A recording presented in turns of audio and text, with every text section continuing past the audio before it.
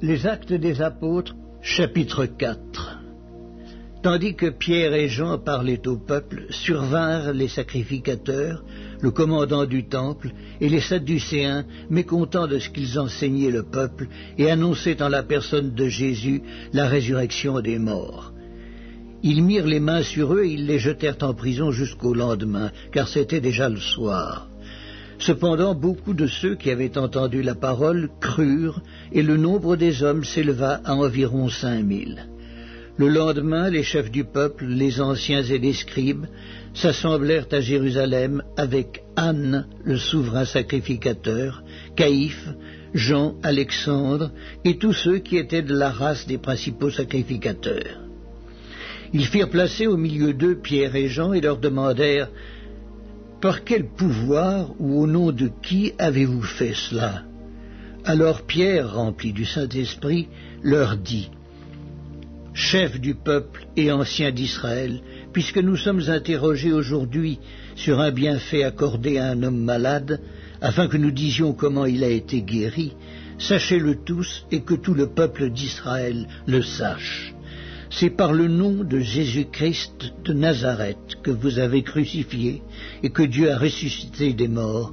C'est par lui que cet homme se présente en pleine santé devant vous. Jésus est la pierre rejetée par vous qui bâtissez et qui est devenue la principale de l'angle. Il n'y a de salut en aucun autre, car il n'y a sous le ciel aucun autre nom qui ait été donné parmi les hommes par lequel nous devions être sauvés.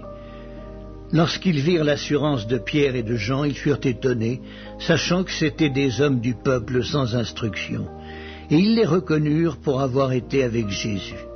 Mais comme ils voyaient là près d'eux l'homme qui avait été guéri, ils n'avaient rien à répliquer. Ils leur ordonnèrent de sortir du Sanhédrin, ils délibérèrent entre eux, disant « Que ferons-nous à ces hommes ? Car il est manifeste pour tous les habitants de Jérusalem qu'un miracle signalé a été accompli par eux, et nous ne pouvons pas le nier. Mais afin que la chose ne se répande pas davantage parmi le peuple, défendons-leur avec menace de parler désormais à qui que ce soit en ce nom-là. » Et les ayant appelés, ils leur défendirent absolument de parler et d'enseigner au nom de Jésus. Pierre et Jean leur répondirent « Vous obéir plutôt qu'à Dieu, car nous ne pouvons pas ne pas parler de ce que nous avons vu et entendu. » Et ils leur firent de nouvelles menaces et les relâchèrent, ne sachant comment les punir à cause du peuple, parce que tous glorifiaient Dieu de ce qui était arrivé. Car l'homme qui avait été l'objet de cette guérison miraculeuse était âgé de plus de 40 ans. Après avoir été relâchés, ils allèrent vers les leurs et racontèrent tout ce que les principaux sacrificateurs et les anciens leur avaient dit. Lorsqu'ils l'eurent entendu, ils élevèrent à Dieu la voix tous ensemble et dirent « Seigneur, toi qui as fait le ciel, la terre, la mer et tout ce qui s'y trouve, c'est toi qui as dit par le Saint-Esprit, par la bouche de notre Père, ton serviteur David. Pourquoi ce tumulte parmi les nations et ces vaines pensées parmi les peuples? Les rois de la terre se sont soulevés et les princes se sont ligués contre le Seigneur et contre son oint. En effet, contre ton saint serviteur Jésus, que tu as oint, Hérode et Ponce Pilate se sont ligués dans cette ville avec les nations et avec les peuples d'Israël pour faire tout ce que ta main et ton conseil avaient arrêté d'avance. Et maintenant, Seigneur, vois leurs menaces et donne à tes serviteurs d'annoncer ta parole avec une pleine assurance, en étendant ta main pour qu'il se fasse des guérisons, des miracles et des prodiges par le nom de ton saint serviteur Jésus. » Quand ils eurent prié, le lieu où ils étaient assemblés trembla.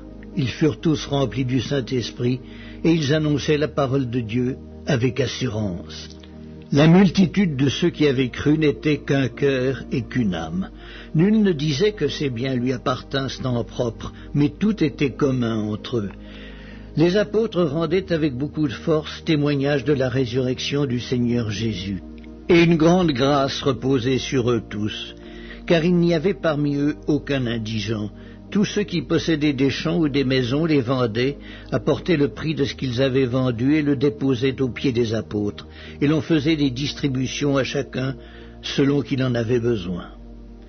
Joseph, surnommé par les apôtres Barnabas, ce qui signifie « fils d'exhortation », lévite, originaire de Chypre, vendit un champ qu'il possédait, apporta l'argent et le déposa aux pieds des apôtres.